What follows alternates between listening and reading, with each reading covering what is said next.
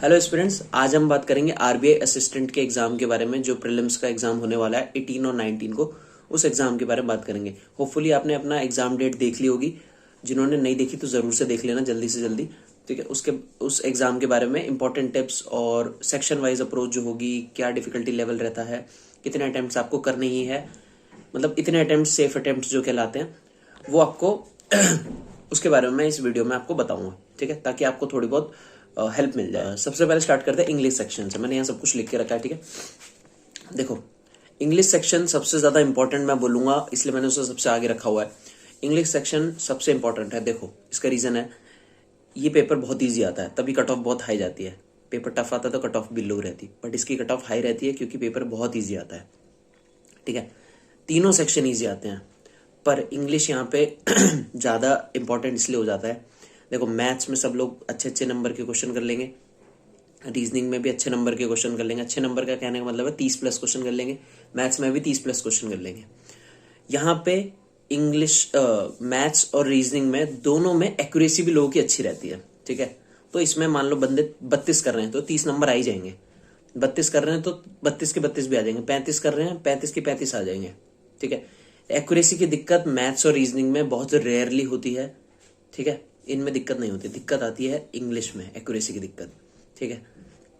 क्योंकि हमें क्या होता है कि यहाँ पे लग रहा है वाला फैक्टर होता है कि यहाँ पे ये एरर लग रहा है, यहाँ ये फिलर लग रहा है, यहाँ ये जंबल पैराग्राफ का, पैराजंबल का ये सीक्वेंस लग रहा है।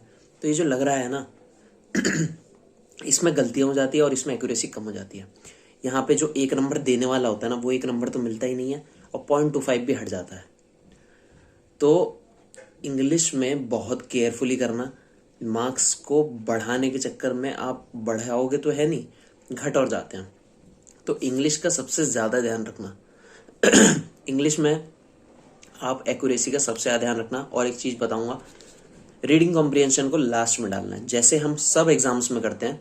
इंग्लिश में भी यही अप्रोच, इसमें भी इंग्लिश की यही अप्रोच है, रीडिंग कॉम्प्रिहेंशन को लास्ट में।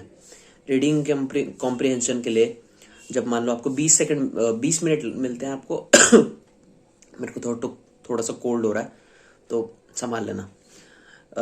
20 मिनट मिलते हैं हर सेक्शन के लिए। तो मान लेते हैं आपने इंग्लिश अगर 12 मिनट में निपटा दी, पूरी इंग्लिश 12 मिनट में निपटा दी रीडिंग कॉम्प्रिहेंशन के अलावा, 8 मिनट आपके बचे हैं रीडिंग कॉम्प्रिहेंशन के लिए। तो आप मेरी मानो पूरा रीड कर लेना। 8 मिनट बहुत ज्यादा होते हैं, आराम से रीड करके सबके आंसर दे देना।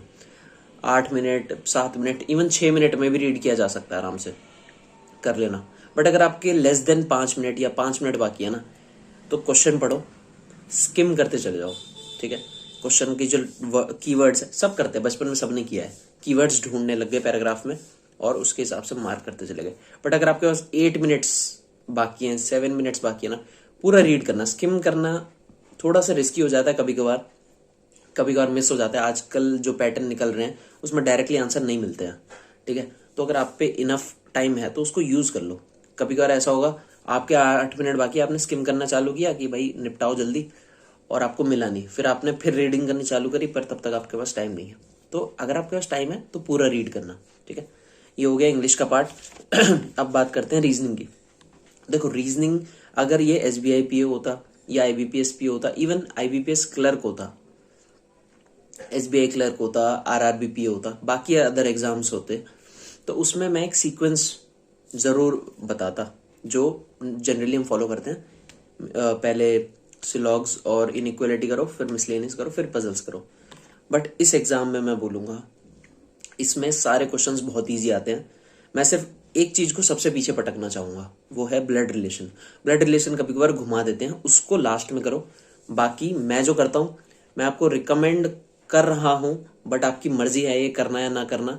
आप 1-2 मॉक में ये ट्राई करके देख लेना। मैं क्या करता हूं, इसमें सिर्फ और सिर्फ ब्लड रिलेशन को मैं छोड़ता हूं, बाकी जो सामने आ रहा है मैं कर देता हूं। सच में इसमें 1.5 मिनट में होने वाले, 1 मिनट में होने वाले पजल आते हैं, ठीक है। तो मेरी रिकमेंडेशन ये रहेगी, मैं ऐसे नहीं बोलूंगा कि यही करना, ट्राई करके देख लेना मॉक टेस्ट में कि जो सामने आ रहा है उसको कर दो। कुछ पजल्स होते हैं जैसे सर्टेन नंबर ऑफ पर्सन वाले, उसको लास्ट में रख सकते हो। बट जो बेसिक होते हैं, 6 पर्सन बैठे हुए हैं सर्कल में, एक लीनियर उसमें 8 जने बैठे हुए हैं, और ये सब वाले जो पजल होते हैं ये बहुत जल्दी हो जाते हैं, तो उनको भी छोड़ने की कोई ज़रूरत नहीं है, ठीक है। और इतना ही है। और